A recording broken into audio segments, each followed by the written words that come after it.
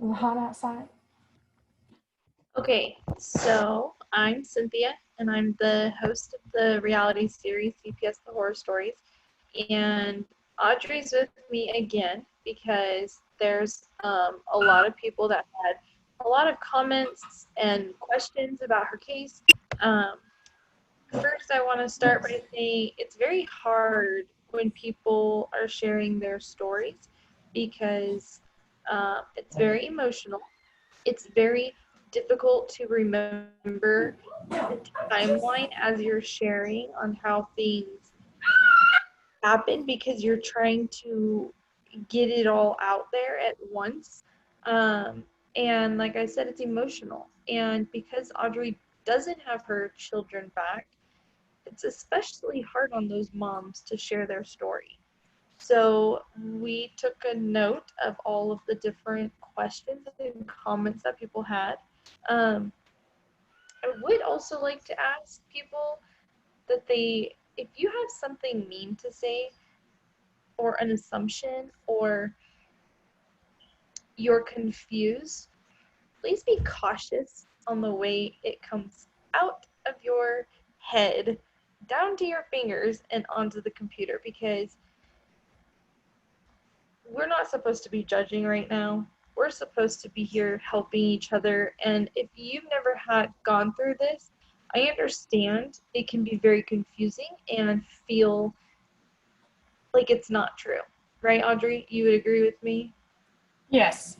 It can be, I had no idea how judgmental I was, truthfully, without knowing I was. It wasn't intentional. Like I wasn't sitting there thinking about people and judging them, but when I would come across something, so if somebody came to me and told me my story alone, my story, I would be like the same thing. CPS doesn't just take kids away for no reason. You had to have done something. They're not going to lie. They're not going to cover up their tracks. Somebody has to be above them. Like you have, okay, let's just say it's true. There's somebody else you should be able to talk to get your kids back. It doesn't just work like that. Yes, it does. Okay, people, please listen to me. Yes, it does. CPS is a department with absolute no control. And I think it is ironic. I'm going to use the word funny. People think that their state is the worst. Everybody thinks my state's the worst. It is everywhere. It is, and it's not just in the US. It is across the country. I don't just do this show. I do a lot that has to do with CPS, a lot of research, a lot of studying. When I sit there and I go through exactly how CPS functions, it is scary. It's a nightmare. And it follows you around the rest of your life. And I'm so afraid for my children because once CPS enters your life as a child, 90% of the people that I've interviewed have had CPS in their life as a child. I almost feel like they mark you with some type of tag somewhere, and the second you get pregnant, here they come knocking on your door. 90%, possibly more, of the people that I have interviewed have had CPS in their life when they were a child. So, again, I don't even know if I actually said it, but if you have a comment, you're welcome to message me privately. Like if you have a comment or question but please don't put it on people's videos where they're going to see it and talk about, well, this mother did this and she deserved it. I'm sorry. We're all human and we all screw up in some kind of way. There is no need to sit there and point your finger. Okay. In the Bible, it says, take the plank out of your eye before you worry about the splinter in your neighbor's. Okay. Just, this is why people commit suicide. This is why people run to drugs. It's why people run to alcohol. So regardless if you agree with their story or believe it, please stop nasty commenting on the page. Thanks. Okay, Audrey. There was some really good questions that I saw. And I think what I was explaining, I'm not sure if you heard me when you got up. One thing that's difficult when we're telling our stories, number one, we're sitting in a bucket of emotions. Number two, there's so much to say. We're trying to get it all out at once. So we forget. Then we skip things. And if we it's very difficult because people aren't watching the timeline, they're hearing it. So when you say, blah, blah, blah, this happened on this day, oh, and I forgot, but we're not, it's very difficult for people to go back in their minds. So let's take it slow. We're not on a time frame. I know you wrote out questions, and I can pull up the board of all the questions as well, so we don't miss any. But let's kind of, let's slow it down, and let's answer these questions. How's that? Sounds good. Okay, so let's just do a quick little 2-minute recap on your story. When it started, how many children were affected, where your spouse is right now. Okay. My name is Audrey Lessner. I reside in Amarillo, Texas. In April of 2017, our 4 daughters were taken by CPS on allegations of aggravated sexual assault by my husband, who is now in prison for 110 years. We went up against 2 counts that were quickly changed to 14. And so the jury decided to save time and efforts to do a pattern of guilty, innocent, and just went down the line like that. Finding my husband guilty on 6 counts, acquitted him on 5, and 3 charges were dropped in court because my daughter testified against them. In a nutshell. Hold on, pause that. Okay. Repeat the part about your daughter and better explain what she testified against. Well, like I said before, I was not in the courtroom. I only heard from other people what she said. She disagreed with the DA's assumption that this happened in her bed. It did not match the sane nurse's testimony because the sane nurse's testimony was she was in her bed when she was assaulted.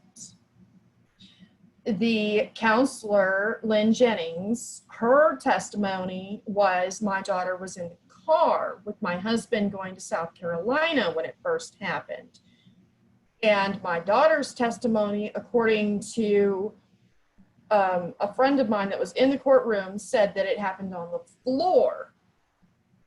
And so nobody could agree on the testimony. And so 3 of the charges on that date were dropped. Now, I know from the beginning until a certain point, your daughter was completely saying none of it ever happened.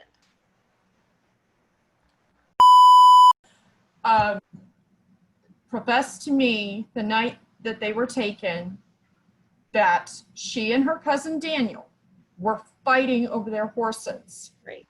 And he had a sexual assault class sometime that week, teaching them about sex and rape.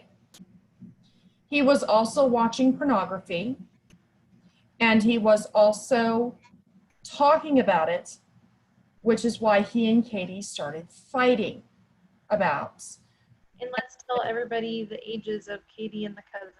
Okay, so Daniel and Caitlin are a year apart. Daniel was 10 and Katie was 9. And their fight quickly turned into a threat. And Danny said, I know a way to make your daddy never touch my horse. Or I know a way to keep your daddy from my horse, or something along those lines, away from her. What was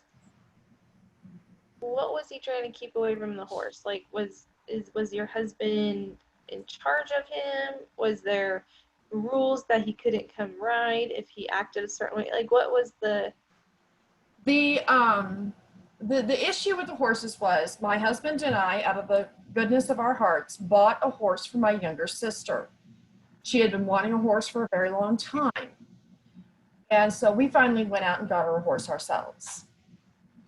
And she was permitted to be brought over to my parents' house. And her horse was not getting along with Danny's horse, Daniel. And Daniel's horse was biting and kicking the kids. And I'm not sure what happened. I'm not going to assume. Right. We know where that goes. So he was talking about pornography, and Katie said, I'm going to tell my daddy. And he said, well, you better keep your daddy away from my horse.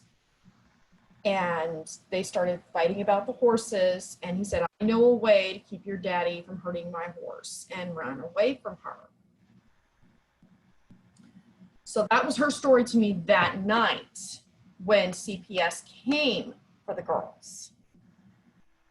The second time Katie professed her father's innocence was at the CPS office. And she said to me, Mommy, they're making me say things about Daddy that aren't true. And I want Daddy to save me. Who is making her say these things? I cannot pinpoint that. But for too many people. As far as we need to be a little bit more specific, because this is why we have questions. Was it a social worker? It was not a family member, or was it part of the department? Could it have been? It was a family member. It was a CPS worker, the same nurse, and Lynn Jennings. All four of those are the mold to Katie's flipping her story.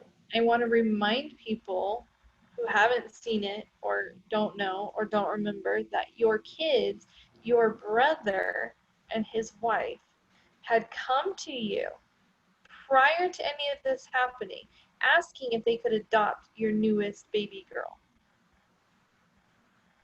And guess who ended up with the children? The brother. And the way that it happened was very sneaky and very...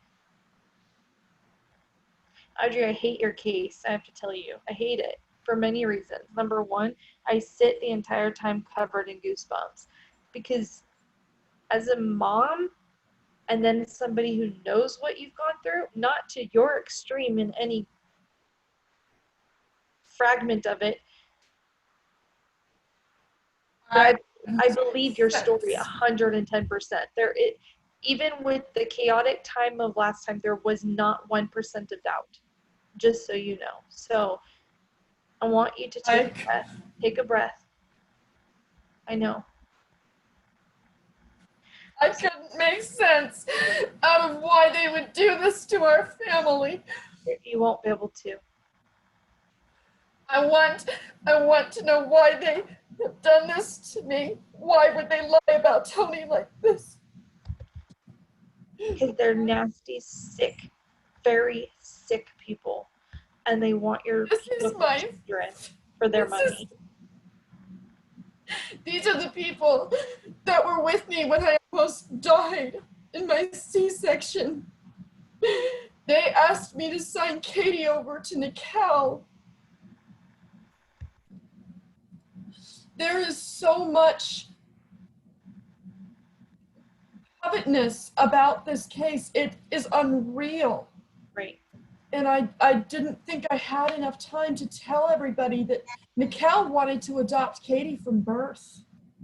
She and Stephen wanted Katie till I married Tony. Do what? Katie is the eldest, correct? Okay. I was unfit according to my family because I was a single mom. Why were you a single mom? Oh, he's not her dad, right? Tony is Katie's dad. Okay. We were not together while he was in the Navy. We had separated. Okay, that's right. Katie did not get to see her daddy but one time when she was 10 months old. Okay. And then she didn't see him again until she was almost 3. So again, for the people who don't know or didn't hear or don't remember, these girls are beyond close with their daddy. And Audrey's had a lot of previous family history with sexual assaults with siblings and children, nieces, nephews, whatever. And her husband wanted to move away from it. But because Audrey loved her family so much, she really wanted to stay to be there for them during their moments of weakness and need.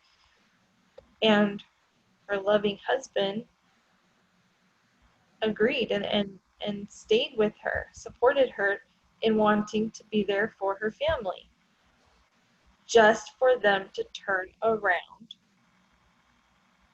And I want to use the F word when I say this so bad right now. Effing steal your kids.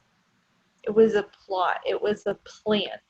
If you listen very carefully to Audrey's story, it has been planned. There is no coincidence. Oh, it just kind of happened. It's all there.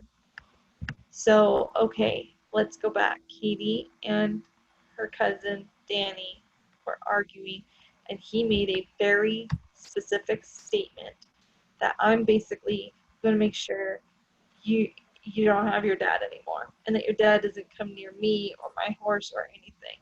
It was a threat and then fulfilled with being a promise.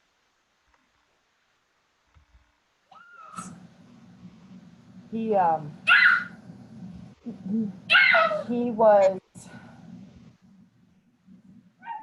was never a truthful child.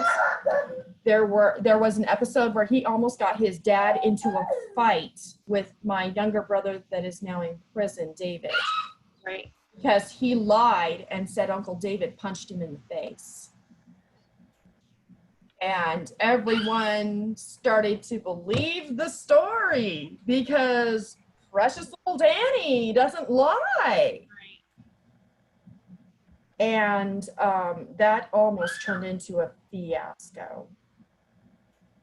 You know, I don't know if you've ever had anything like this happen, but when I was younger, I had a big case of peer pressure. And it wasn't peer pressure. I've always been a leader, but I'm not sure if it was an adult who wanted to do this or how it really happened. But basically, there were people who wanted to get this teacher kicked out of the school.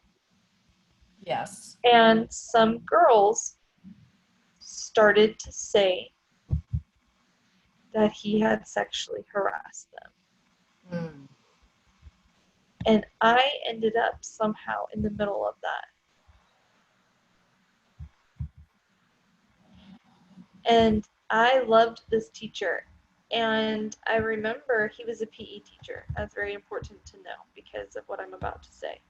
I loved this teacher. He took his time with all the kids, not just the girls, all the kids. He was very loving. We were at a Christian school.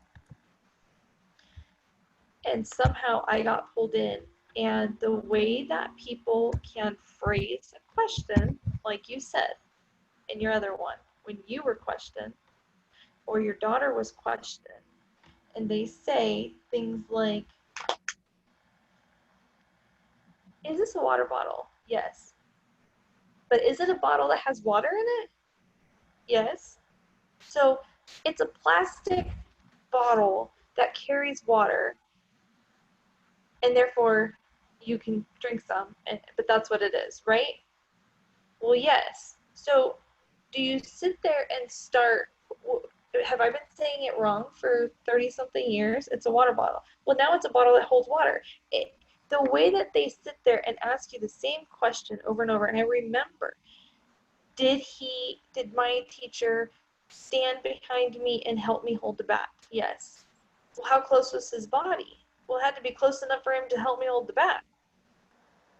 And the way I just remember that they took my statement and flipped it to where I was molded it. He sexually harassed me too. And it never happened. And no matter how much I tried to say it was, well, that was inappropriate. And I'm like, Okay, then you're telling me my own father is being inappropriate with me because my dad does that stuff too. And they'll take that and run with it. So it just, for people who don't understand the way that things happen and in their ass, it's very complex and it's very confusing. And when you're a child, have you and your dad ever spent time alone together? Well, yes. Has your dad Yes. ever helped bathe you? Yes. He changed my damn diaper too. What else do you want to know?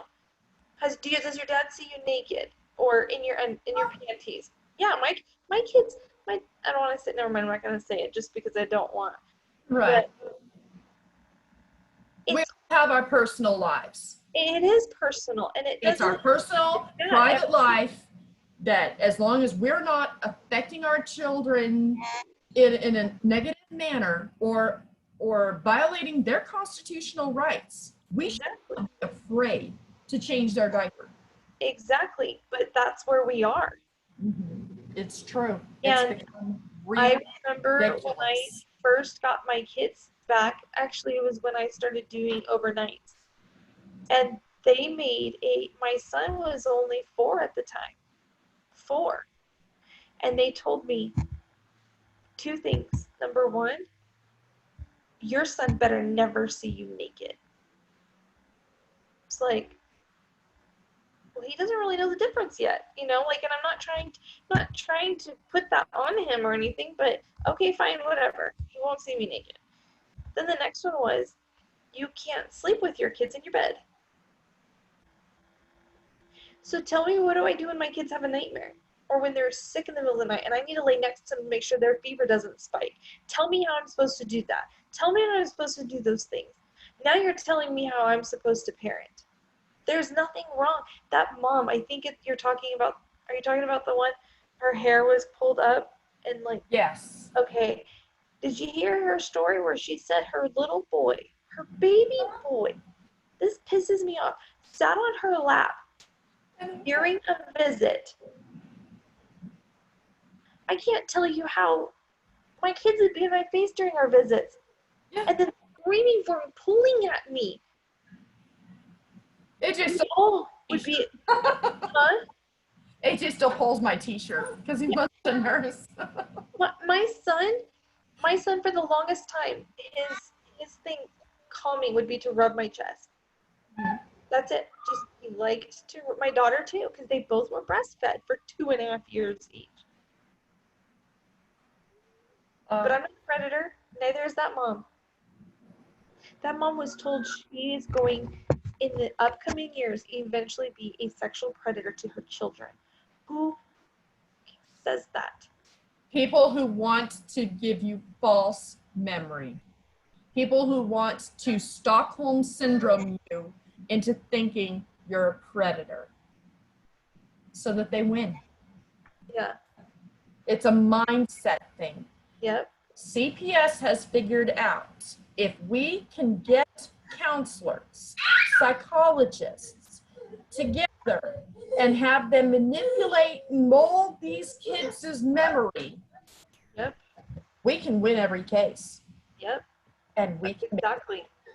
That is exactly what they do. So, okay, let's keep going. So, the threats came out. We already know that your family, from day one, from your first child, wants to adopt them. And it didn't just stop at the one. It continued. And yes. and I want to tell people, number one, regardless of the truth that you planned your babies, you knew the dangers of having a baby, delivering the baby, all of that stuff. So it wasn't like it was just an easy, hey, we had sex, got pregnant, and whoop, here's a baby. No, these were very planned out, wanted children. That's important. By both of you, because it does take 2 to tango. Are you sure about that? So now there's the court cases. You lose your babies. They go live with your brother. You have no allowed contact, and your husband. I did want to elaborate on the day after the girls were taken. We were supposed to get them back the next day on the 20th. My brother Peter and his wife went out and bought a brand new SUV. He also put my daughters on his W-4 forms at work. He added them to his insurance. She quickly added them to her FAFSA. All of this was put into work the next day. There was no intention to return our daughters. So just to end this little thing of filling people in, not only does Audrey lose her 4 daughters, she loses her husband. He ends up having to now serve in prison consecutive, basically the rest of his life. So there's so much importance to this story specifically, because we need to get her husband out of there and her girls back. Audrey has a little boy that is cute as a button and looks just like his sisters, running around, as you can hear. And why is she fit to have that child but not her other children? Just ask yourself that. For the people who have so much doubt, tell me that. I have been investigated now 4 times on my son. And I, every time, have been found fit.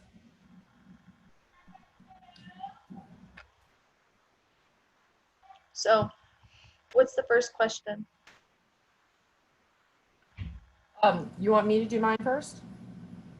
Yeah, what's the question? Ask the question and then let's answer.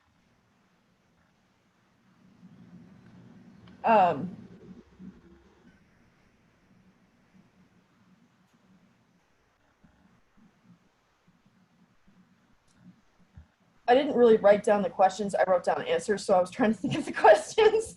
Sorry. That's okay. Let me pull it up really fast. Yes, please do. Sorry. A moment. I just kind of jotted down notes to remind myself of what to talk about, to elaborate on. Right.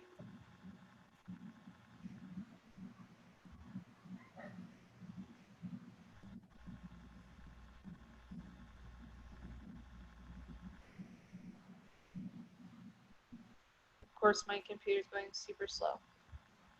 You're fine. Do I have time to talk about the false memory syndrome research that I did? Go start with that. So what we're going to start with is my research over the past 3 years has led me to a few syndromes that I didn't even know existed. And as a victim myself, I began to wonder what the social worker was actually trying to impede on me. Audrey, really fast. That's one thing I feel is okay. So anyway, I did some research and found that a lot. No, not hold on. Not really fast. Like, you need to speed up. I wanted to say something. I wanted to tell people that when you were a child, the reason CPS was in your life was sexual assault as well. That is so important, because look at the pattern.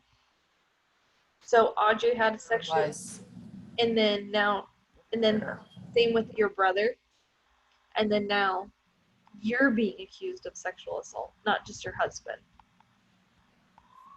Okay, sorry. I'm sorry. Oh, no, you're fine. You're fine. I wanted to elaborate on that as well. I will tell you all one thing. I had to open up a very deep secret in court, so it's in the transcripts. But after that social worker had put those thoughts in my mind about my dad, I started having nightmares of my dad attacking me. Is questioning as a child, could my dad have seriously done this? And I came to the conclusion that no, this did not happen. I had to be able to separate as a child the allegations set in my mind from the social worker versus the true facts and the truth about my babysitter and what he had done to me. By the grace of God, I was able to differentiate the two. And I will tell you, had I said anything about my daddy doing anything to me, to anyone, he'd be in prison right now. So, having that said, I wondered why I actually had those nightmares as a child. And I looked up false memory syndrome. It is actually used in the psychology world to change a person's perspective and idea of what really happens. Why would a person want to do such a thing? So I searched a little farther and found the Stockholm Syndrome. This actually happened at a bank.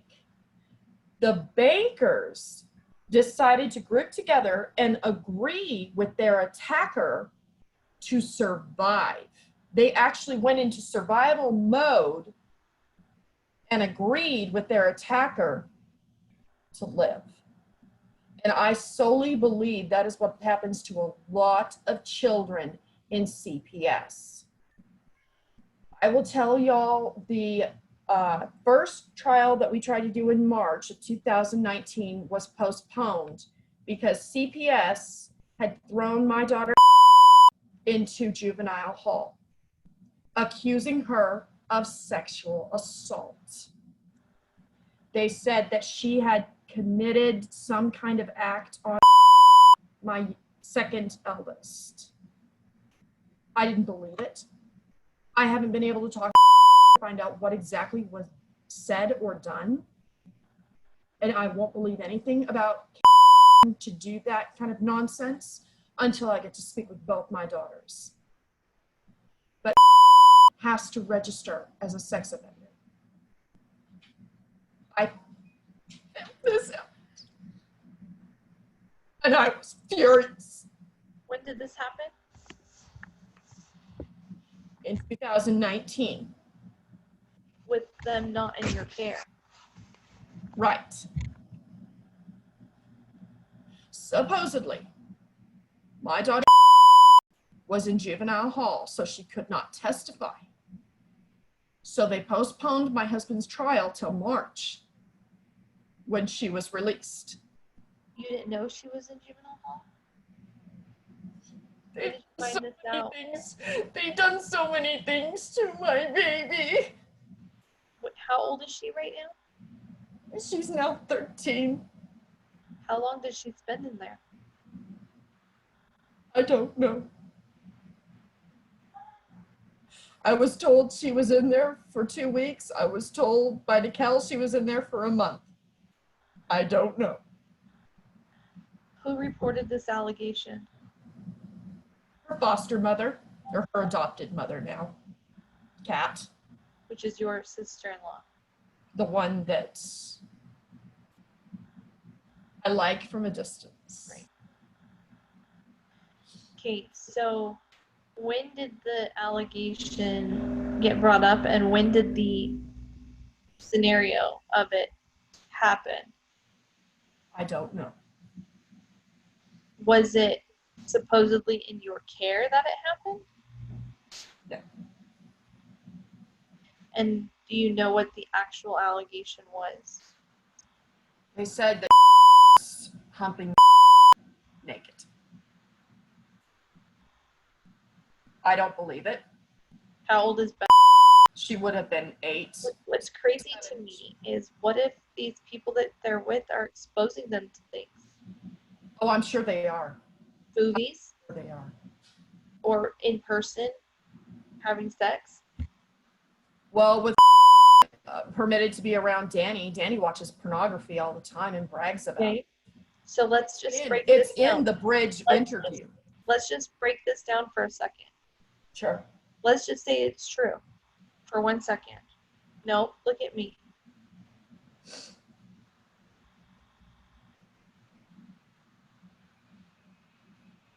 If it's true, we're going to have to go to counseling. We're going to have to get through it. But that doesn't mean it was because of something that you did. And that's what makes me mad, is if that is a true accusation, where is the investigation on why this happened? Why isn't she in counseling? Why isn't she in sexual abuse counseling right now? Why aren't all of them? Because with this case, my children, in our case, had sexual abuse. Do you know it wasn't until a year later of me pushing it at least a couple times a week that they finally got my children in therapy? Oh my God. It wasn't in the case plan. And when they told me that it happened, I wasn't there, but nobody told me. So the problem, honey, is that when they are exposed to stuff, they would try it. They're curious. But for her to be under 15 even and have to be registered when she becomes an adult for something that hasn't even technically been proven? I don't know. I don't know how that works. No, I'm just saying this is where it gets stupid and crazy. Yes. Believable. It is. I believe this. It just blows my mind.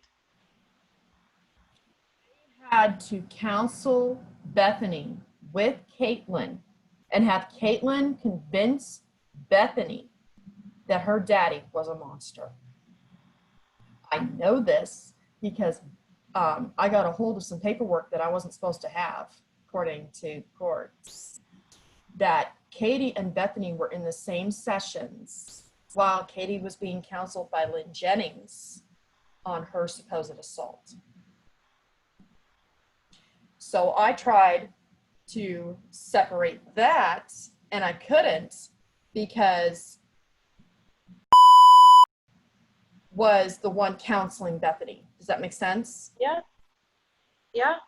Lynn Jennings put in the notes she would let talk to because they've already soiled her mind so much, and now has more leverage over her sister's mind than a stranger. So there's your false memory syndrome. when did you find out about that? Because we didn't talk about this last time. I left it out. I wanted to at least have some things that I could attack CPS with later on. But to be honest, it doesn't matter. It's already been brought out in the first trial. So I found out about the incident with the girls being counseled together. I think it was a week or two before the CPS trial in 2018. Stop it. Go. Whiskey? No. Sorry, my dog wants up in my lap.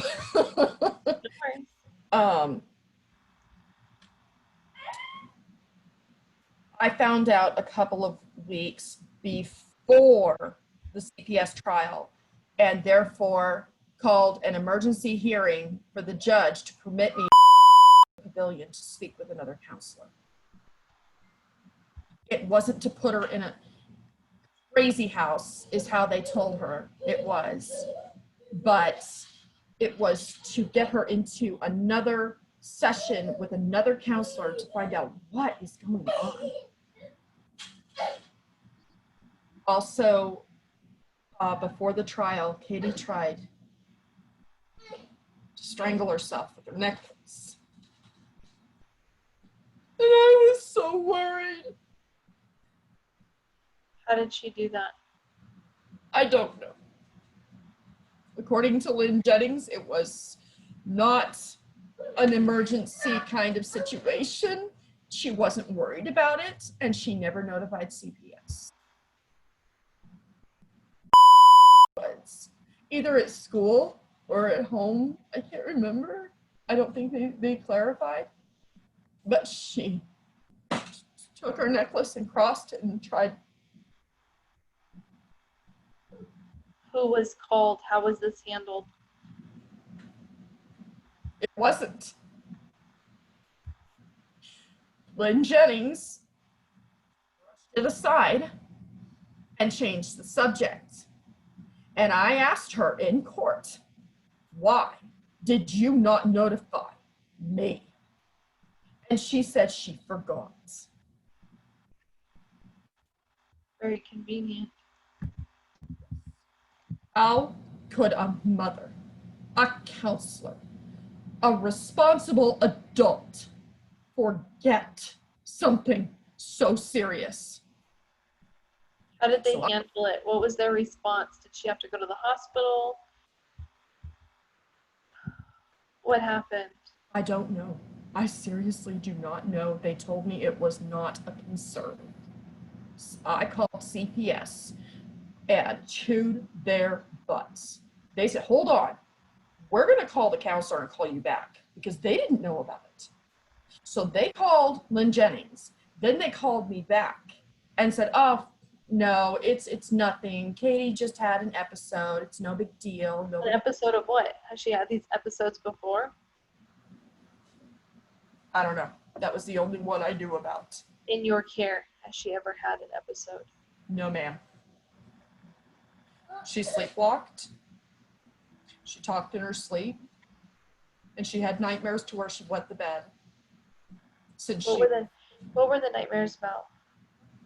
Her first one, her daddy was in Oklahoma City, and she came to me and said, Mommy, I had a nightmare about a man in my room making me suck his penis. And I looked at her and said, honey, when did this happen? And I took her to the doctor. I had counselors from the church talk to her. How old was she at that time? She was 7. How would she create that? Where did she watch? She didn't. That is a whole, I'm still trying to pick through that, because she had been staying with a sitter when she was younger that had a ex-con living with her that I didn't know about.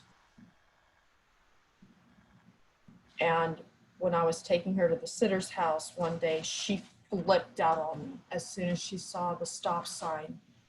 And this is a quiet baby. She never made 2 peeps.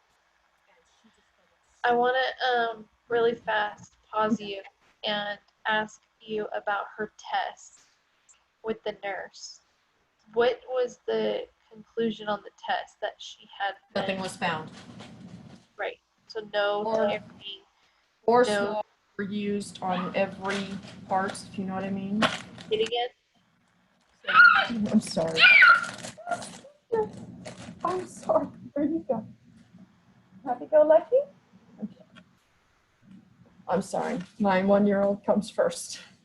Absolutely. So what did you say? The 4 what? There were 4 swabs used on her bottom, 4 swabs used on her vagina, 4 swabs used on her mouth. And they all came back clean. But was there proof of tearing or lack of the hymen or? Everything was in contact. Bakerson from Bakersville, Florida. Okay, so that was another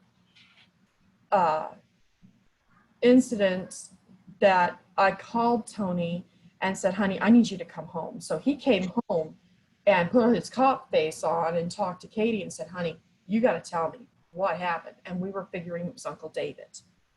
So we called David over and Anna, and Tony said, David, I'm going to tell you one time, you better tell me the truth. Did you touch my daughter? And said, no, Daddy, he didn't touch me. It wasn't him, Daddy. It wasn't him. So we had talked with the counselor, like I said, and because Elizabeth's case had just spiked, because this was in 2012 that this happened, would have been 6. I'm sorry, Katie would have been 6.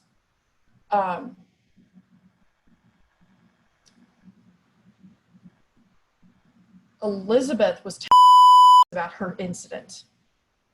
So the doctors figured that she was dreaming about these incidences because of Elizabeth telling what was going on. So we told Darla, keep Elizabeth away from. And as far as I know, the nightmare stopped. She never mentioned anything again. But as she got older, 7, 8, and 9, she started sleepwalking and wetting the bed. And Tony and I were looking at each other funny, so we took her to the doctor again, and they said, growing pains. So we scratched our heads about that, and we wanted to confirm that somehow. So we talked to Tony's mother, and she confirmed that Tony used to sleepwalk as a child. And he had some child problems. He wet the bed too as a child. My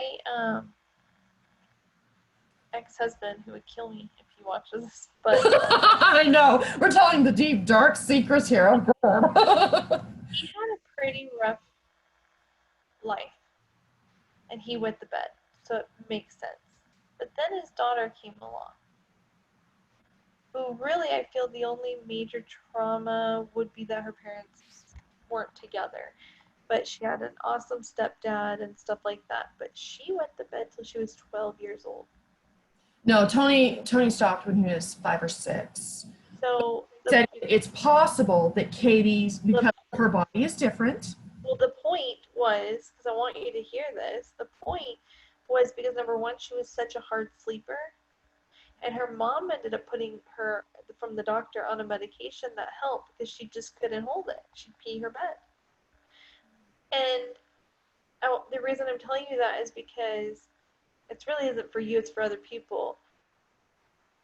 I have to, when I do these interviews, sometimes I can sound mean, but the reason I push people is because when they're telling their story, they can't hear how it sounds. Yes. And I don't want people to be like, well, there's your first flag. But what I want people to hear is that your daughter felt safe enough to tell her daddy. If her daddy was the perpetrator in this situation, she would not have talked to him about it, or tell you, most likely. You know, one thing is really funny is she told one of the social workers that her daddy was going to kill them, because Tony told her when this all first happened, with her having that nightmare, he would kill anybody that tried that. Daddy would come to her rescue. And so I'm not sure, somebody had mentioned that in court, and I was like, yeah, my husband did say he would kill the person that touched his daughter. Well, yeah, I would. I think any father would. Any protective father is going to threaten the life of a person who would dare harm his baby. Yes. But did the court take that into consideration? It's not. They don't. They Nope. want to. It was obviously violent. The problem is, once CPS makes the mistake of an accusation that's false and it gets proven false, they know how much trouble they can get into. So what they do is they sit there and, well, we're going to back onto it. We're going to get you for something. Exactly what they did to me.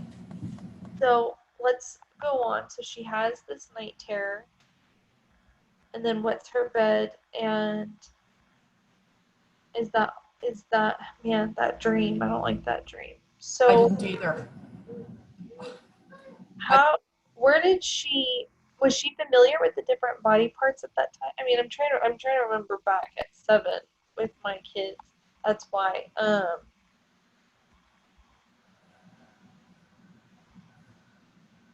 Where do you feel it could have come from as her mom? Where do you feel? I was confused. To be honest, I was confused. I knew Elizabeth had mentioned penis to Katie. I knew that she said dick. I knew that she said wiener. So all of those I had to take into consideration. Do you think that Elizabeth could have been saying comments to her boyfriend or whatever the guy was, and then your daughter picked up on it or anything? You know what I mean? You know how sometimes Elizabeth at the time was 12. So if she had a boyfriend, I'd smack. Oh, I'm sorry. Who was the one that was watching her that had the felon? That's who I That was Diane. Okay, Diane. Did Diane have said anything or? I shudder to think that woman gave me the creeps after my second time picking up her boyfriend, ex-husband, whatever he was, the ex-con came out of her room, and I was just, who the hell is this, you know, kind of thing, and he just gave me the creeps.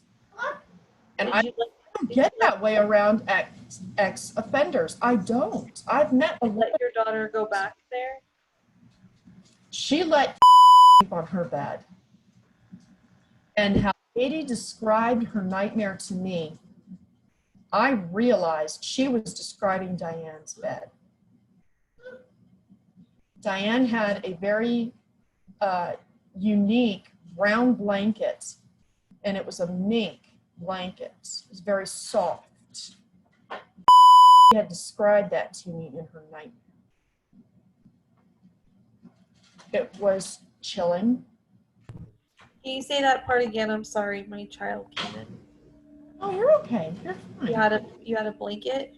She had a blanket on her bed that was very unique. It was brown in color. Who said this? Or who had the blanket? The blanket belonged to Diane. Okay, now I'm on the same page. Got it. Was sleeping on her bed. When Katie had the nightmare 4 years later, she described Diane's bed to a T. I asked her to describe the man in her nightmare, and she said he had a mustache and a beard, and he smelled like daddy.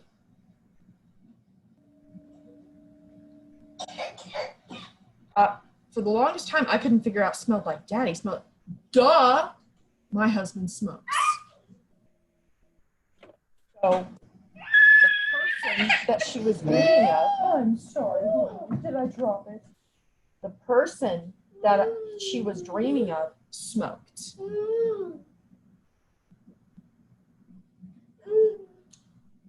I tried to explain this to CPS, and they filed 13 on my police reports.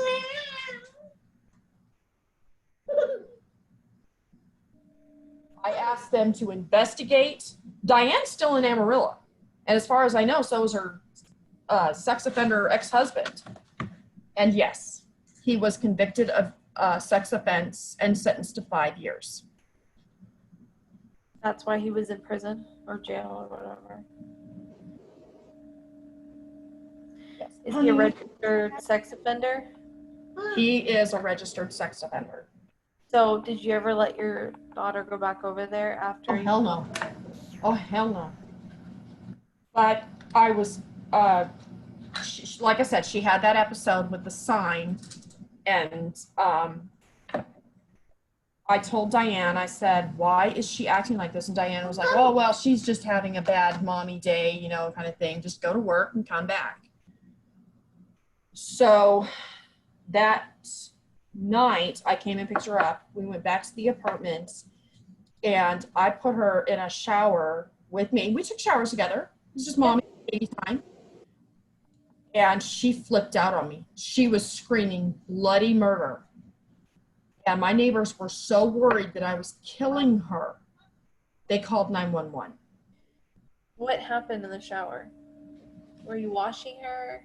No, nothing. I had just placed her in there, and she just all of a sudden started shaking, and then she was screaming. And I was, it's water. Wait, you know, I was rubbing her. I was trying to get her to, mommy's here, and she wasn't having it. The police came knocking on my door and said the neighbors said that I'm killing a baby. And I burst into tears. I was like, what do you mean I'm killing my baby? I'm not killing my baby. I'm trying to give her a bath. I was trying to give her a shower like we always do. And they said that they needed to see Katie. Okay, so I brought her to the door and they said I had to take off her towel. I'm a young mom. Okay, fine. The police want me to do it. So I did it. I took off the towel. They searched her with their flashlights. And they said, ma'am, we don't know why your daughter flipped out, but may we suggest that you don't give her a shower tonight and take her to the doctor first thing tomorrow. I was humiliated, but I understood the concern. And yes, absolutely, I'm going to take my daughter to the doctor. I called Diane the next day and said, what the hell did you do to my baby? She flipped out. I had cops on my door. And she said, well, when she wets her pants, I put her in a cold shower. I said, Diane, you will never see my baby again. And you better pray to God I never see you again. You're fired. And I hung up. Wow, a cold shower for not I thought that was it. I thought that's why Katie flipped out at the stop sign. I never thought she was being sexually abused. She was 18 months old. What kind of person would do, what kind of monster would do that to an 18-month-old baby? I didn't understand. So it never crossed my mind that that's what happened. But after CPS, she started describing to them stuff that would happen to a child. I started questioning myself on why is she saying this? Where did this happen? Because I could disprove the dates. And I decided to do my own investigation. And the 2 dates that originally the charges were on, my husband was never upstairs. The girls were. Carrie was over that night on the 25th of March, and we were building a peacock pen till, it's my husband, I'm sorry. No, answer it.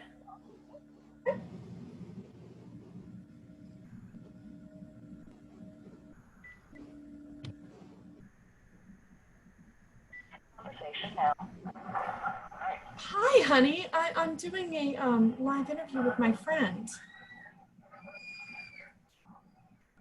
Want me to let you go? Yeah. No.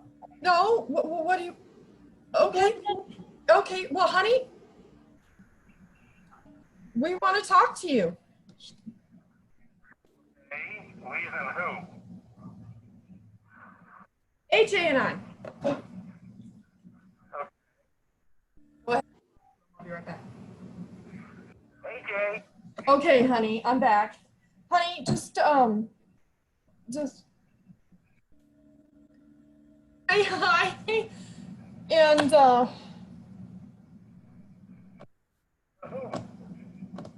just say hi, honey. Hi, honey. Hi. I've heard so many amazing things about you. It's pretty awesome that you called at this time.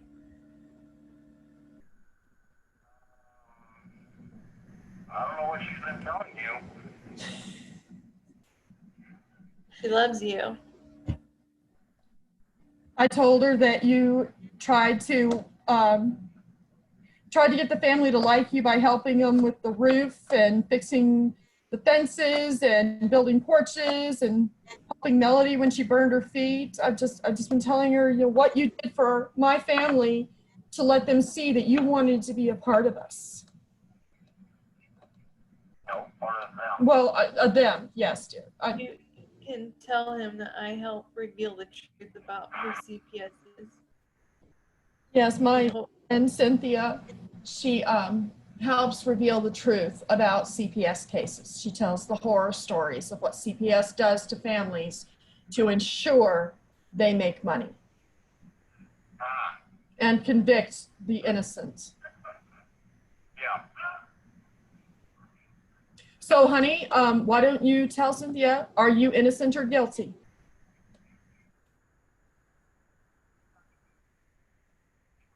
Or what they legally. No, in your opinion, in the facts that we have, did you commit the crime, honey? No, I didn't commit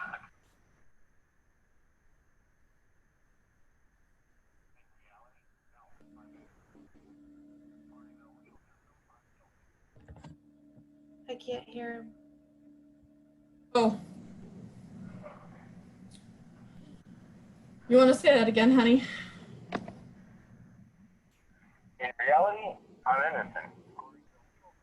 I'm guilty.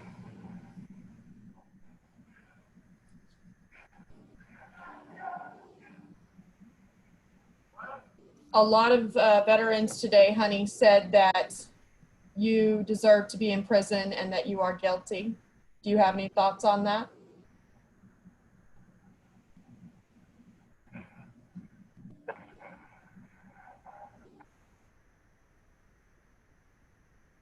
Veterans say that.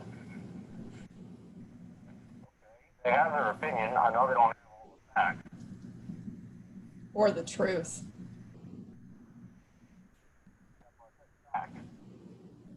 They just have what they were told. Disinformation put out.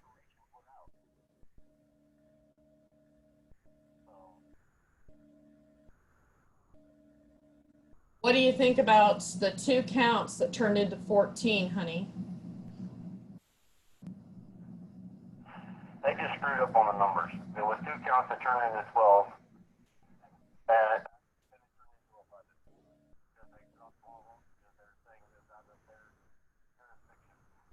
For some reason, the sound. is going off of what Katie was. Well, honey, I just wanted you to share a little bit with Cynthia on what your perspective of this is and everything. If you'll call me back in an hour, I should be off, okay?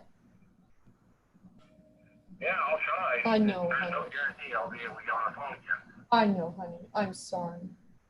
I love you. We love and miss you, honey. I miss you guys so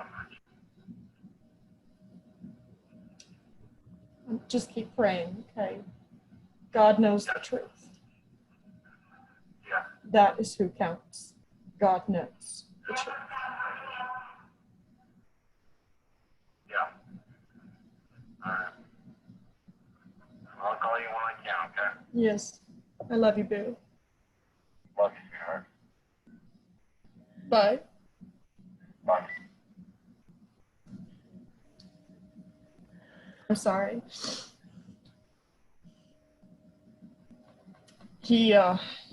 I guess I couldn't put it up against the speaker loud enough, but anyway. So I finally told Tony about the babysitter and the incident, and he was so mad at me for not telling him.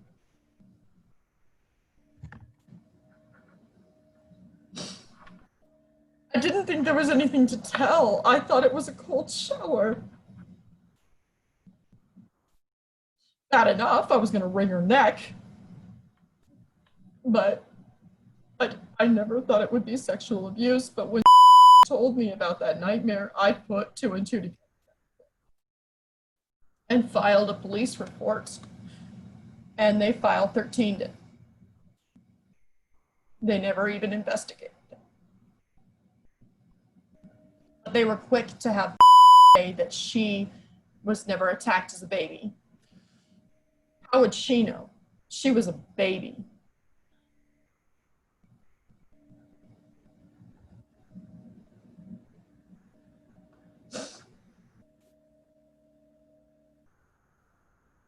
I have tried to work with CPS to find an answer, and they don't want the truth. That is what they told me. They don't want the truth. They want facts. They told me that too, and I sent them a video of my kids in a car on the freeway with no car seats, no seat belts, hanging out the window, and recorded by my mom. I emailed it to every person in the office, and each one told me they refused to open it because they didn't want to have to do paperwork.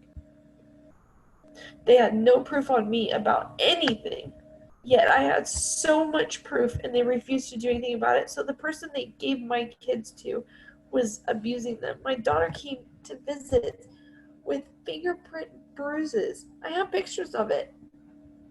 Yeah, that was another thing I was going to tell you, is that my second to the last visit with my daughters, my baby showed up with a black eye and scratches on her body. Abby had scratches on her too. Abby's my second youngest. Or I'm sorry, she's my third daughter. I understand. And I asked CPS to take pictures, and they refused. They said that they're not going to incriminate themselves. So I called the police, and I filed a affidavit on what happened at the CPS office, and they never investigated it. They never went over and got the pictures like I asked them to. So I called the FBI. And I had a sergeant call me and say, I'm so sorry, we will do our best to investigate this, but you can fill out a misconduct on the officer if you so wish. I don't know what happened to it. They probably filed 13 that too. But I got their attention. And I have witnesses that told me on recording my daughter had a black eye. And she got it from her cousin that they were living with. He's the only boy, like I told you, Peter and Kat can only have one child. And happened to be a boy.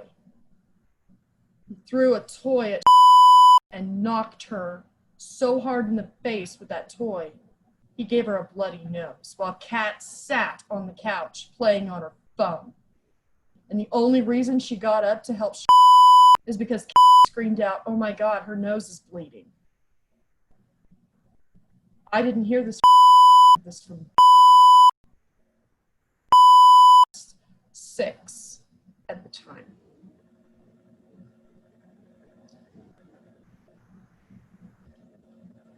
And Let's jump into questions really fast. sure.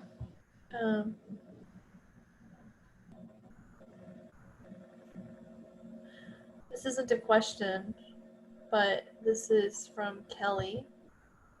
She said, my caseworker's eyes lit up when he found out my husband has PTSD. They thrive on parents that have any kind of medical condition, disability, any of that. They actually tried to say that I was unfit for AJ because I am diagnosed with PTSD because of CPS. Me too. Both of my kids were too. Yeah. They had to rule that out because I show, again, he shows no signs of abuse. So I'm knowing what I'm doing. And one thing I wanted to tell people or remind them is that both you and your husband served in the military.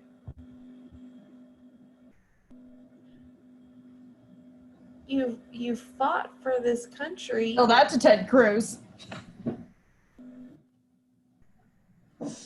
And like people who do that, I'm not saying that everybody is good who does that, but people who do that is for many, many reasons. And it's just so bizarre that they would accuse somebody. It's just so the next person, Kate, says, it's not red or blue, it's corruption for money. They make money on children. Stand strong, lady. You're a warrior. We stand with you. Can you go over the red and blue? The red and blue, she's talking about Democrat versus Republican. And where I won't get into a lot of it because everybody has their opinion, and I'm fine with that. But go ahead and describe who's red, who's blue, and what you feel it means to you. Red is the Republican. We have always been the elephant.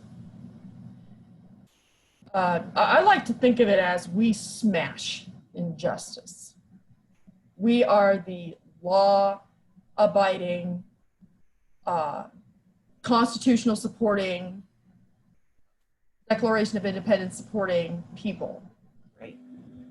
The democracy part, Democrats, is blue, and they are the donkeys. I like to call them the little asses.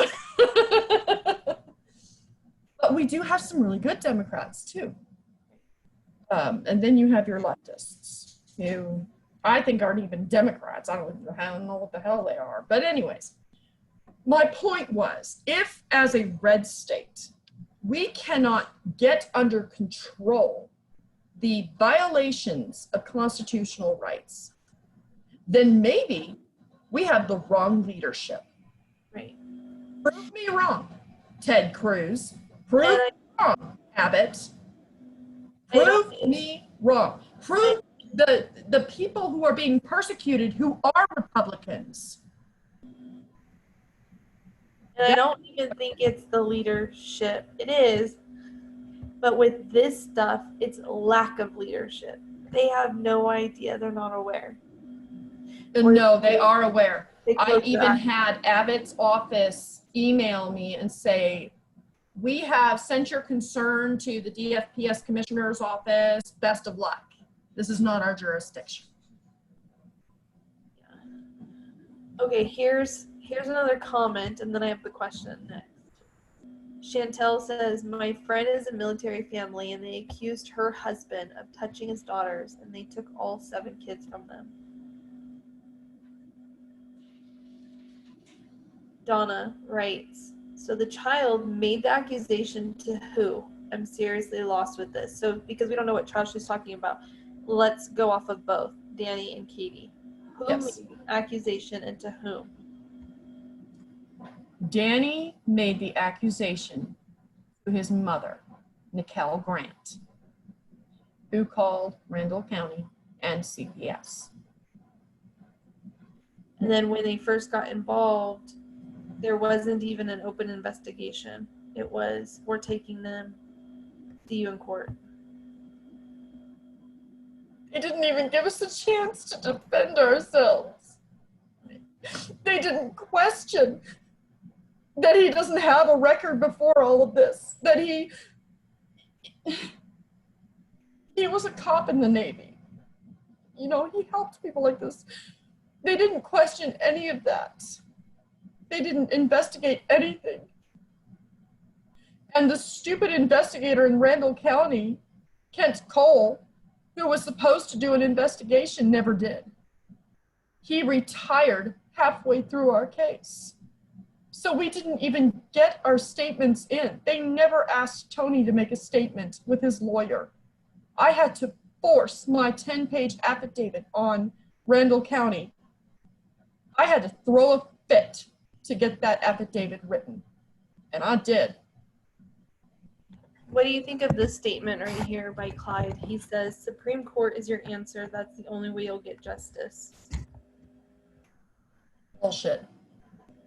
Tell me why. I tried. I did try the Supreme Court. I pushed my appeal to go to the Supreme Court pro se. They are allowed to decide what cases they will and will not look at. And from my observation, not just from hearing it from other people and attorneys, but from my observation, I have seen the Court of Appeals and the Supreme Court stick their noses up at CPS cases and affirm them when they know they need to be reversed. The Supreme Court is not going to go against the Court of Appeals if it doesn't involve money or fame. If it interrupts their paycheck, they're not going to do anything. Right.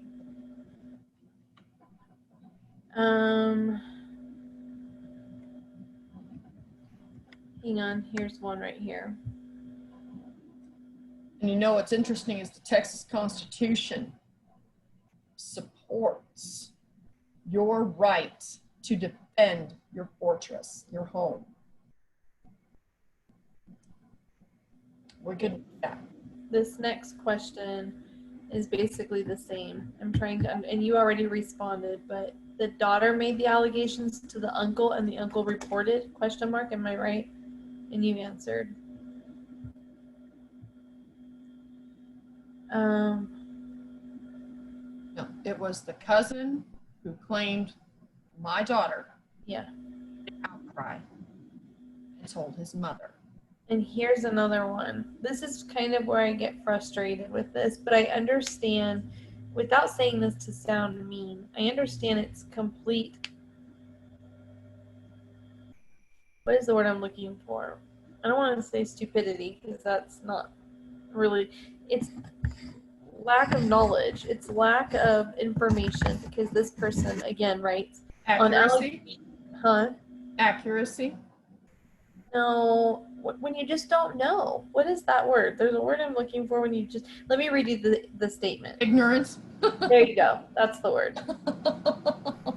On allegations, they can't convict you on allegation that itself is against the law.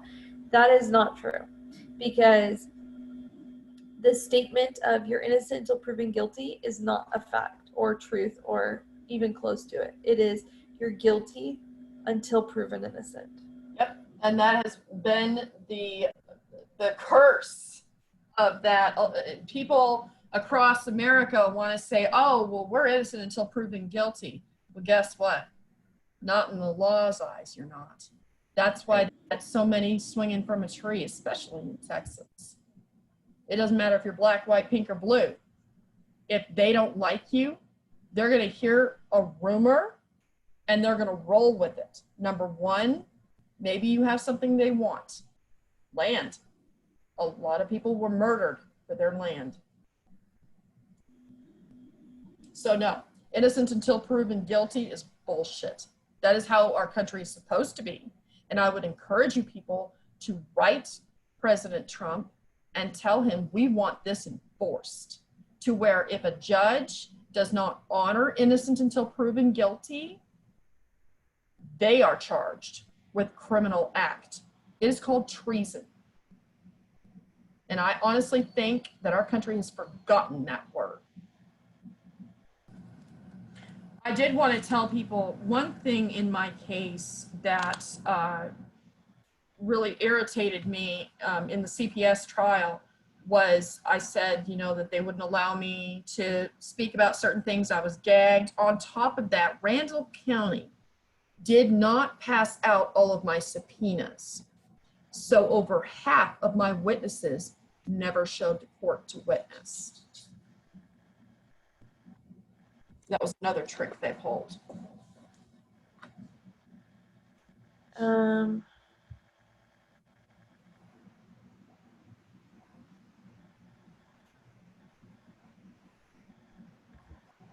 Kate says your babies will always love you. And I will always love them. I know. Their father loves them. No matter what people say, Tony loves all of his daughters. That was amazing to get to hear his voice on, like, I feel so honored. You have no idea. We feel honored that you would do this for us. It breaks this. Here's a statement for you. CPS does brainwash kids. I got my kids taken away for 3 years. There was another woman that I can't remember her name. What was her name? Let me look really fast. She had blonde hair.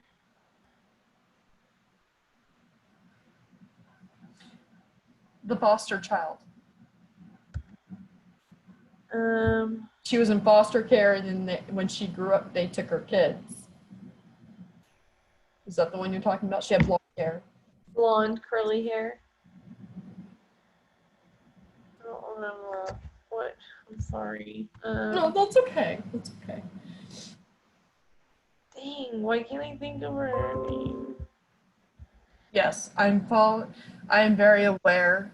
Brainwashing, it goes along with Stockholm syndrome. She had brought up that she thought her kids were getting drugged because of the weight. And I don't know if, I think I shared multiple times, but my daughter was being drugged.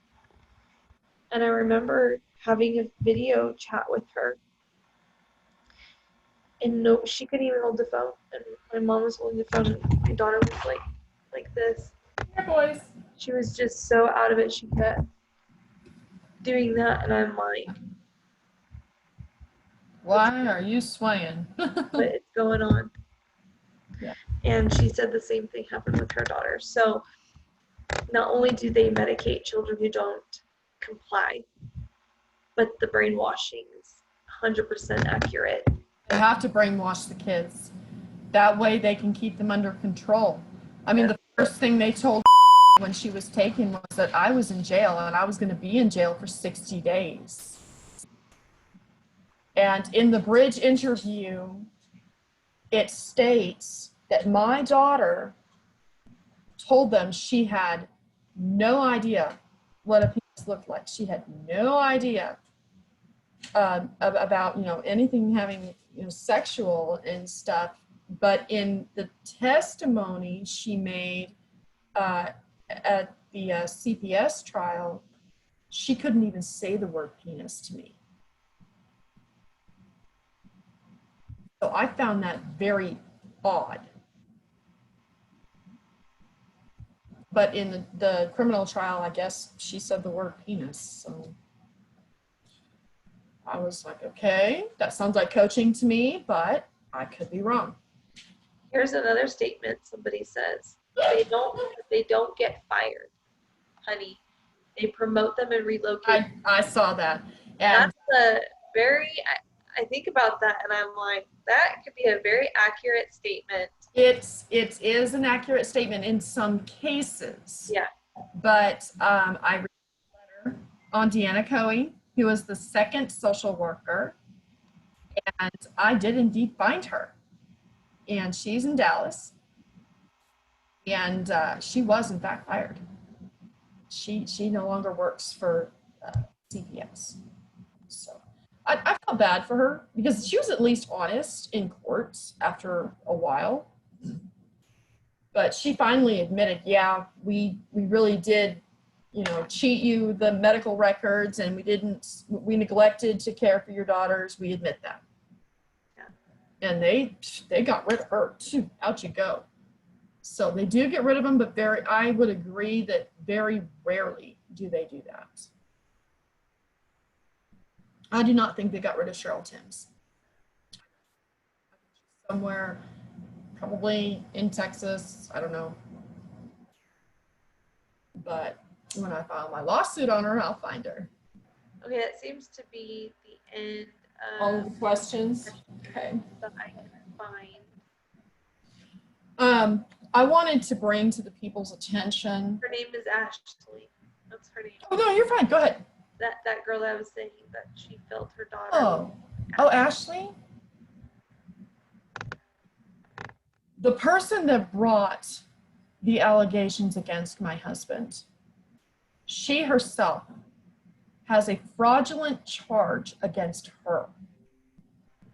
She has been accused of falsifying government documents working at a state prison. I tried to bring this up in court, and I was quickly shut up because I couldn't discredit a witness, especially their star witness. But that is their star witness. The other thing I wanted you to share a little bit more on, and I actually don't know how much you could share on this, but let's talk about that gag order. Okay. You know what? I should pull that up. The gag order, I couldn't tell the jury how long I had been separated from my daughters. I couldn't tell the jury what Katie was saying in the beginning of all of this. I couldn't tell the jury that my daughters were injured during foster care. I couldn't tell the jury that the state was making money off of my daughters. I tried to tell the jury that my husband was not yet convicted of the crimes of which he was accused, which were two charges at the time. Judge Dambold, it wasn't on the gag order, but Judge Dambold would not let me elaborate on that at all. He told the jury to disregard my statement. A lot of what I was asking in questions, the ad litem would quickly jump up and say, she's testifying, she's testifying. But any question that was lengthy for CPS, he didn't say anything. He just let them ramble on. I noticed that the gag order also told me not to say anything about the psychologist that I had set up outside of CPS to speak with my daughter on this whole circumstance. The judge approved that request, but CPS ran off that psychologist. And you'll probably say, well, how could they run him off? I had had a meeting with him a couple of days before the hearing, and he was approved. I called him and told him that he was approved to do evaluation. The next day, he sent me a letter of regret that he could not, under ethical reasons, do the psychological evaluation. I called him on the carpet. I called him up on the phone and said, what do you mean you can't do this? You told me. I went through court and everything else. And he said that he couldn't give me any details, but he felt essentially threatened. He said he felt uneasy about doing the evaluation for personal reasons. And I told him, you talked to Molly Wells, didn't you? And he got quiet and he said, Mrs. Lessner, I just don't think this is my kind of case. So got that evaluation. I could not tell the jury about that. There was something else on that gag order. But what the court does with a gag order is they limit the parent into saying their freedom of speech, exercising their freedom of speech. This is your time to shine, if you will.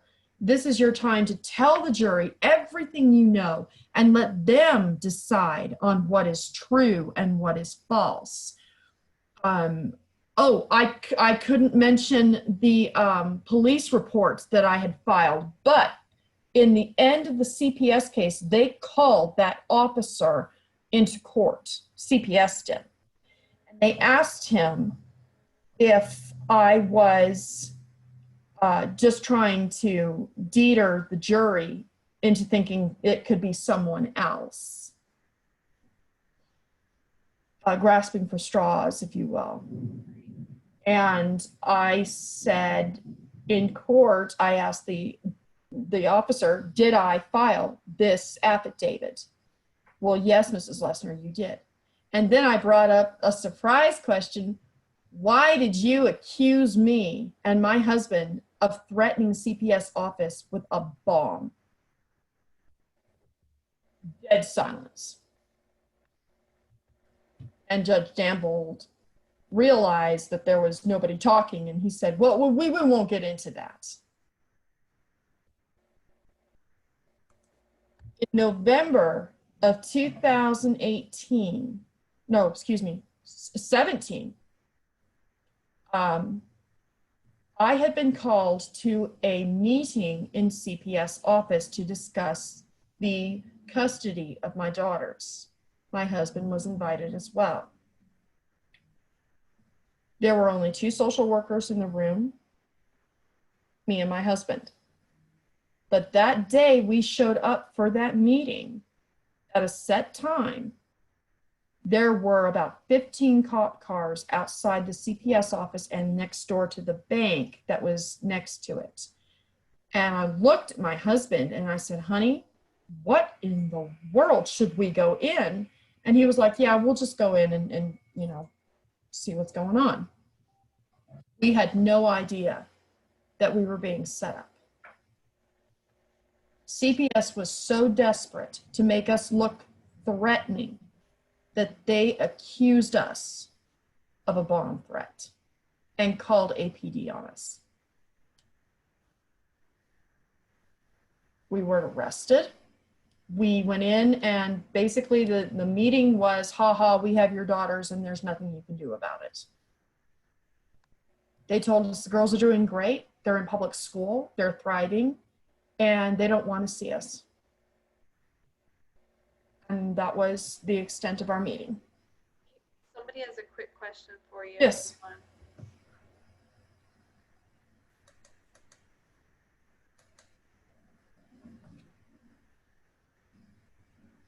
Let's talk really fast. There's 2 parts. Number 1, we want to talk about your husband's attorney and your attorney. And number 2, let's talk about the jury.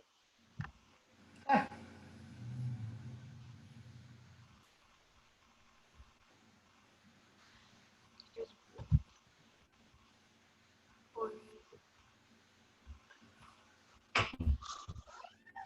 What are the opinions? Hold on one moment.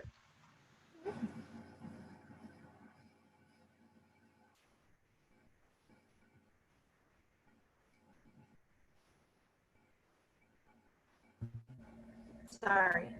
No, you're fine. We're moms first. This will be a quick answer because I already know it. What are the opinions from the military people that your husband and you, because you served with? What are their opinions or comments about all of this? Because if I am correct, you didn't get to have any witnesses, right? That is correct. Okay. So, because this person says nobody cares about the veterans that don't know him, which is true, but it doesn't matter. It still hurts, and it's still like shocking because you're calling your brother and you're saying, brother, who I served with, whether I know you or not, you're a criminal. That's kind of jacked up. Yeah. So let's talk about your husband's attorney and your attorney. Were they the same attorneys? I know there's a bunch of conflicts there with the attorneys. And then let's talk about the jury. In the criminal case or in the CPS case? Both. Okay, so in the criminal case, well, let's start with CPS case, sorry. Okay, so the CPS case, I stood pro se. I had an advisor, which was a snake in the grass. And he was basically there to kind of guide me to the questions that I should ask and give me a little bit of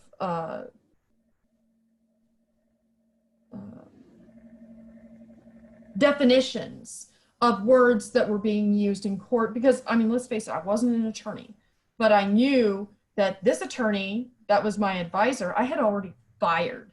He was forced back on me by the courts, take him or leave it. So he and I kind of called a truce, and in court, he was supposed to back me up, and he didn't say 2 hoots, except for one time. I will say there was one time that he, I think he was getting frustrated with the judge because of all of the crooked things that he was doing. And he said, you are violating her constitutional rights. You know, and I mean, he had his finger in his face. He was mad. And he said, this gives her an automatic retrial. And there were 3 times that he told me I got a retrial. But according to the Court of Appeals, I didn't. So whatever. He did not ask me the questions that I needed him to ask to give the jury the whole picture of what they were getting themselves into. And I really think that that hurt my case, because the jury had an insight of my husband's allegations, but weren't aware that there were other people that should have been brought into consideration. And I think had those other people been brought into consideration, there would have been a different outcome. There would have been a lot of questions, but there would have been a different outcome, like a hung jury. And maybe it would have given CPS, maybe we should look into this. Maybe we should talk to Audrey Lesnar instead of clamming up, because that's exactly what they did. After they realized that they couldn't prove that I was a druggie and I wasn't abusive according to my daughters, and I wasn't neglectful, they were scared because they realized they screwed up. And so they had to do their best to shift the focus to my husband's case, which he was accused of sexual assaults, and make it look like I knew that it was happening. But that's how low they had to go to convince the jury. But once the jury heard about the allegations, their demeanor changed. I watched their demeanor just change to you're guilty. There was no consideration of maybe we need to look further into this. Maybe we should be a hung jury. Maybe we should allow Tony to have his rights in the exception that he is acquitted. No, that kind of thing. No, nothing like that. It was either all or nothing. And I honestly think that that was completely unfair for the jury to have to decide. But anyway, the attorney that I had was an advisor. I was the one who stood as an attorney. My husband's attorney, you'll love this, people. My husband's attorney was really trying to stay out of the light.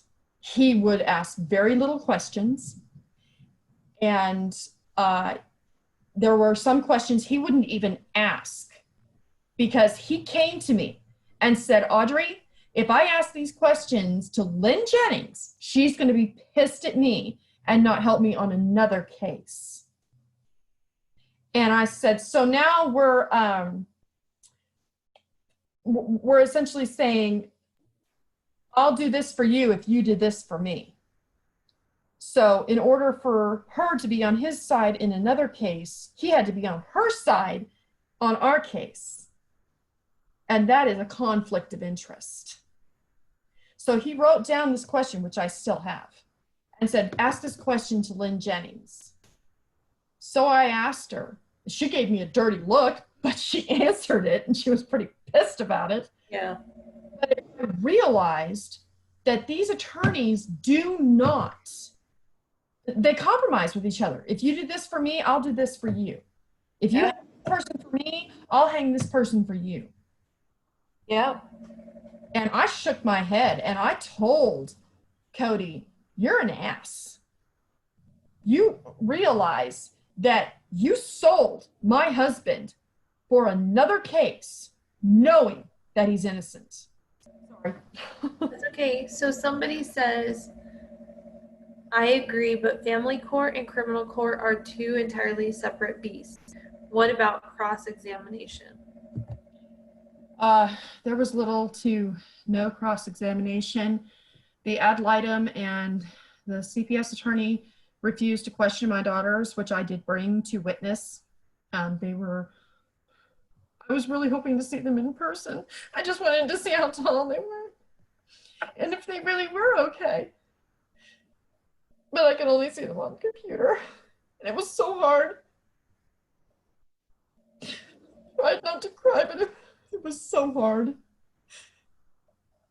One thing I want to tell people is that when you're in a CPS case in court, you don't really get to talk.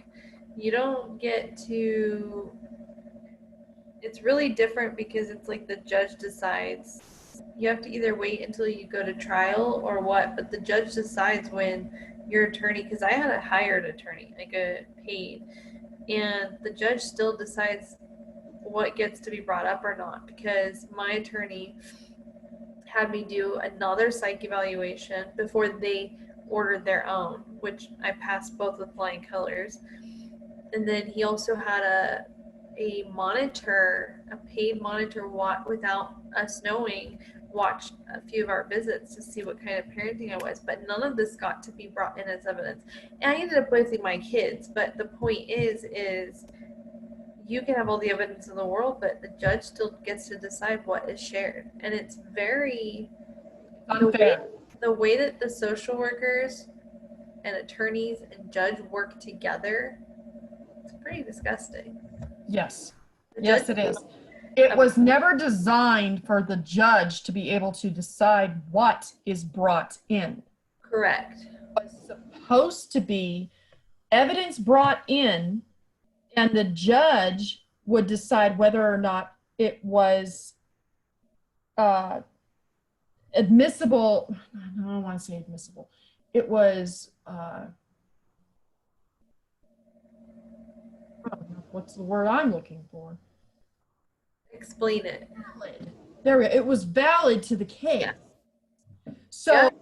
the jury got to hear all of the evidence. The jury got to see the smoking gun, the bleeding victim, you know, all of that. Right. I would say, okay, there was a group into a fight. Who shot the gun? Nobody knows. So now we have to take into consideration there are 3 guns, that kind of thing. So they always had the evidence brought in. The judge couldn't say what was not brought in, but they could sort out what was valid. Right. They don't do that anymore. The judge says, yeah, that's inadmissible. But this is my psychological evaluation from the VA. It's inadmissible. Yeah. And that's exactly what Judge Danbull did to me. I couldn't present 10 drug tests that I had freely taken to prove or to disprove CPS's allegations. And I went above and beyond to show that, number one, I didn't have these drug tests scheduled. So I couldn't just skip out one day and then come back. Right. They called me, said, hey, come test. Okay. Da, da, da, da, da. And I had my psychological evaluation done by a VA doctor because I didn't trust their silly, whatever his name was, Troy Timmons. Troy Timmons did the exam on my brother David and went into courts and essentially told the jury he was a crazy lunatic that needed to be behind bars. My parents paid him $1,500 to do a fair evaluation on David, and he bashed him in court. Didn't tell the jury he was autistic. Didn't tell the jury that he's a good personality and all of this. No. He told the jury he was a dangerous person. And I was supposed to go and see this Troy Timmons? No freaking thank you. I haven't even seen the jerk, and I don't want to. You know what else is crazy is, and somebody else had shared this, that she was going to a therapist, but then the therapist was accused by CPS that she was in on it with the client and like trying to write up false reports to benefit the client. You know what's so crazy is part of my case plan was that I had to go to therapy, and they chose the therapist. He's actually the owner and the head person. He does all the training and everything, and he only gets what's called a red file case. I don't know if you've heard, okay, which is the most complex case. Mine was a red file case. especially because it was my parent who created the accusations and all this. After several months of seeing him, do you know that what the social workers kept telling him and he was telling me was that I was manipulating him and lying to him and making him believe? He goes, of all the years I've done this, he goes, I've never been told that, number one. He goes, I know what the F my job is. Yeah. Oh, Oh, dude, I like him. he was on my side because he saw me go from a complete mental breakdown person to, you know what? I need to get over this shit and I work my ass off to get my kids back. And I did the work. But then because I was doing the work, like he gave me homework, that wasn't part of my duty. I didn't have to do that, but I did everything he asked me to. And not because I was manipulating, but it blew my mind because they kept telling him, you're dealing with a psychopath. He's like, this is my license and certificate and whatnot. Don't tell me how to work with my job. Right. Yeah, and that's why I wouldn't do a CPS counselor. I didn't give a fuck what they said about, oh, they're the greatest thing since toast bread. Troy Timmons is the top psychologist, psychiatrist, whatever he is, in Amarillo, Texas. He does sex classes, sexual assault classes, and I know this because Nicole Grant went to one and said, oh, you should try it, you should go. And I'm like, maybe that would be a good class to take, just to have knowledge on, what they're teaching these parents. Right. And yeah, that quickly dissipated. I'm not exactly sure what happened. Yeah. I really don't know. I know it was God. I'll put it that way. But I never got a phone call back from them saying that Troy Timmons wanted me to come to their class. And so they said, oh, well, then you need to take anger management class. And I was like, okay, I'll take an anger management class, no problem. But then I found out that any of the classes that I took, I was admitting to guilt. Hold on. Can you respond to this? Cross-examination in court, not CPS. In talking about during trial, I'm talking about during trial in criminal court. In criminal court, okay. So hold on, but you didn't have a criminal case. Your husband did and was convicted. Yes. I do not, like I said, they wouldn't let me in the courtroom. I was on the witness list, but the other people on the witness list were That's crazy to me. When you're married, like, I didn't know that they can separate you like that. Because they're not supposed to. Isn't there a law or whatever that says you guys have privileges and all of that stuff? And same thing with having two different attorneys. The only reason we had two different, me and my ex-husband, was because we were divorced and both fighting for well, he wasn't really fighting, but you know what I mean. In your case, you're still married. Yes. I had that same question, and it is because, well, number one, they want to destroy the family. They want the marriage to end because the mother is easily manipulated that way. To be quite honest, I would be very lost without my husband. I honestly felt I felt not complete. And had this story been true, and Katie was in fact molested, then yeah, I'd throw my husband to the wolves. I really would. But it's not, and I've proven that over and over again. So I stood by him. A lot of people judge me for that. Okay, fine, whatever. But they tried to destroy these marriages to control the wife and control the husband. How does that benefit a state?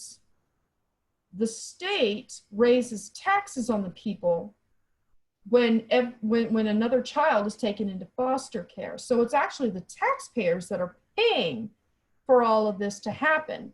And the judges, the lawyers, and social workers all benefit from it. So there's your answer for separating a married couple if they can get the married couple separated in court, they think they can separate them in marriage. Right. And then here's a statement, and I want you to answer true or false. Okay. Let me go back to it.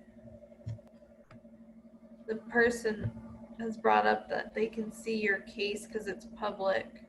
Yes, go ahead. Yeah. One thing that people don't understand is that there is more to that case file in the police reports. I can't find what I was going to say, but basically it said something like that they don't make money anymore once the children are adopted. I think, so true or false, and then why? False. Agreed. It is false because the state gets, depending on the age of the child, the state can get anywhere from $12,000 to $20,000. I've heard a year, I've heard a month. It's unbelievable. With my daughters, as far as I know, my estranged brother is getting their state check still. They still get all the benefits. And they even have schooling assistance and everything else that they get. So that is false. If the child is adopted out, the state just makes that much more money on them.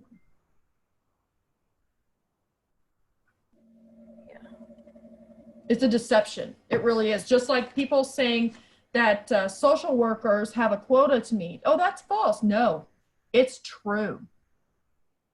A social worker, and I know this because I have a friend who was doing CPS work, and she flat out walked out on them. She said, I'm not doing this. This is corrupt. This is wrong, and I am not going to be a part of this. But she told me she had a quota to meet, and if she didn't meet that quota, she was either disciplined or fired. Let's talk about this statement right here because this is a hard one, okay? I've had pretty hard ones. So basically, the abused love their abusers. It can be true because what they're wanting is they're fighting for that.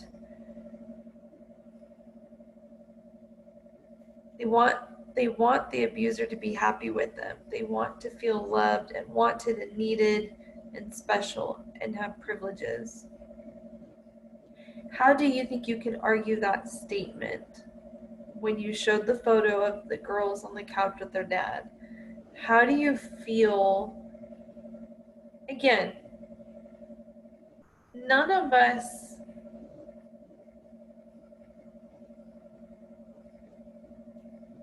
It's okay. I just want to say this statement because even though I really believe you, none of us know who's guilty and who's not and what really happened. Fair enough. Fair enough. But being there all the time, is there anything that you feel you could point out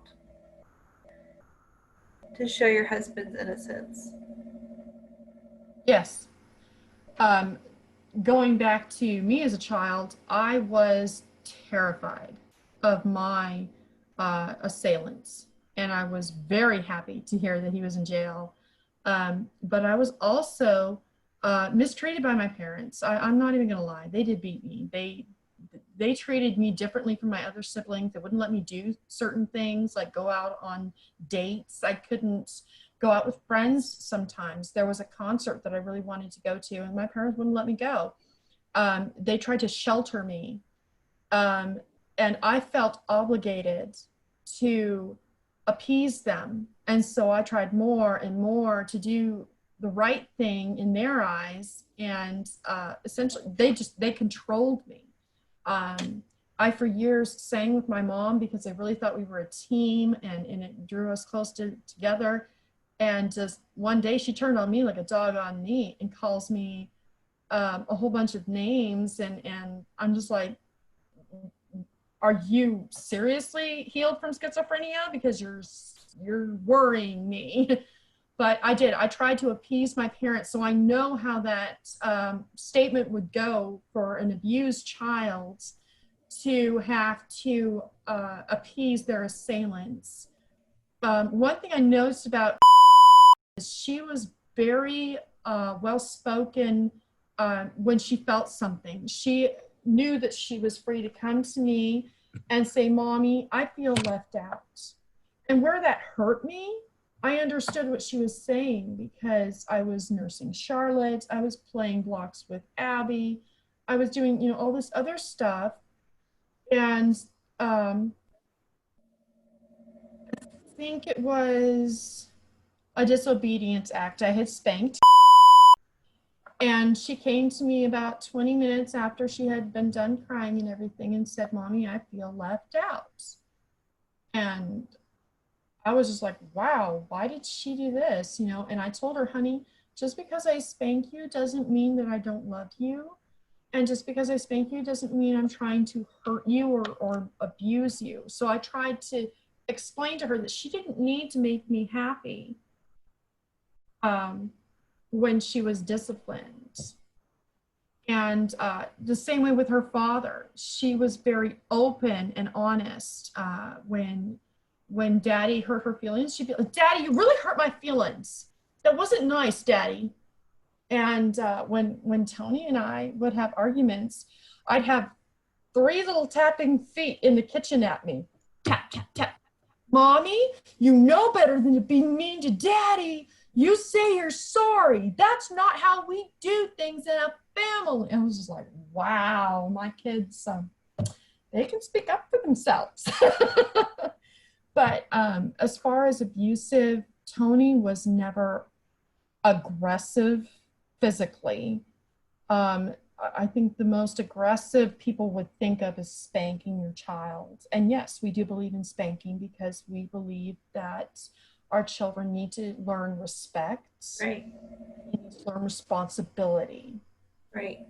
We're big on it. So no, I do not think that was abused to where she thought she needed to appease her father to make sure that he liked her.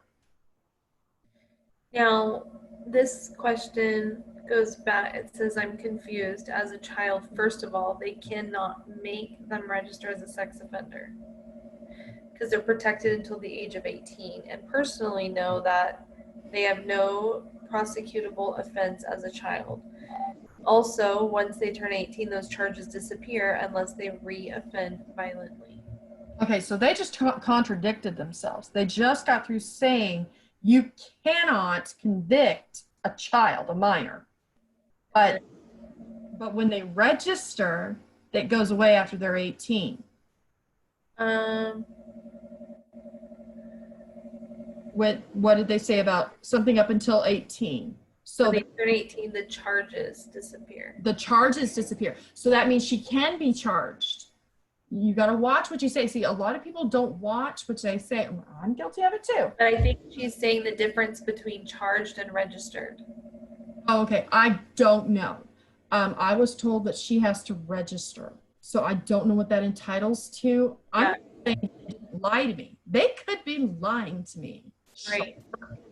But I know that she was not allowed to be around her sisters. She was separated from her sisters for almost a year. She had to live with Nicole Grant, who had the accusing son. That my nephew was the accuser. Living.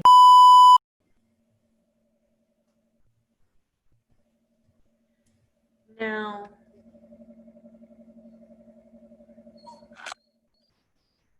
I don't know how they do the register thing. I know.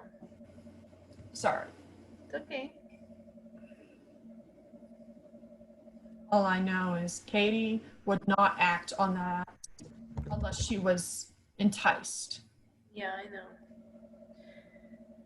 Well, I think that's